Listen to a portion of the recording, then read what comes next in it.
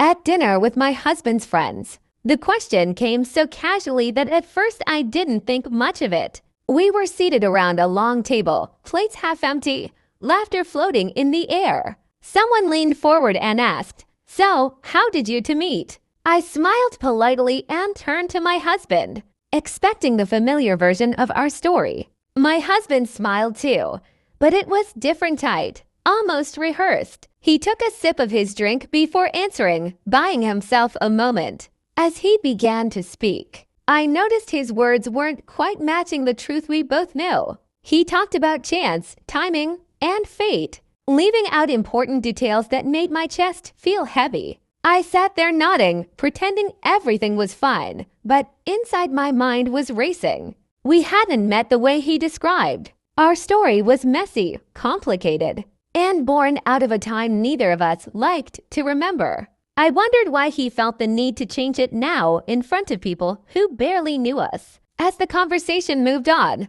I barely heard it. My thoughts drifted back to the first time we met, how unexpected it was, how neither of us was ready, and how much risk we took just to be together. It wasn't perfect, but it was real. His edited version felt like a lie dressed up as romance. Later that night, as we drove home in silence, I couldn't hold it in anymore. I asked him why he changed the story. He kept his eyes on the road and said he didn't want anyone judging us. He said the truth was too complicated for a dinner conversation. That answer hurt more than I expected. It felt like he was ashamed not just of the past, but of me. I told him that our story, no matter how imperfect, was still ours. Changing it made me feel erased, like a chapter he wished he could rewrite. He finally sighed and admitted he was scared. Scared of how people see us, scared of how fragile our relationship once was, and scared that if others knew the truth,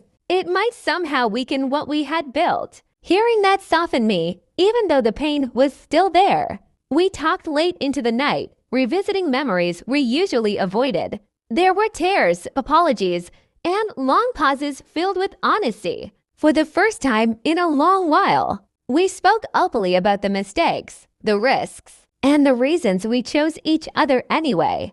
Over the next few days, things felt different between us, lighter, but also more real. I realized that stories aren't just for other people. They shape how we see ourselves. If we hide the truth too often, we start believing the lie. The next time we met his friends, the question came up again, almost jokingly. This time, my husband looked at me before answering. I nodded, giving him silent permission to tell it honestly or not at all. He smiled, a genuine one this time, and said, "It's a long story. Not a perfect one, but it's ours. No details, no lies, just truth wrapped in respect." That was enough. In that moment, I understood something important. Love isn't about having a flawless beginning. It's about standing by the truth together.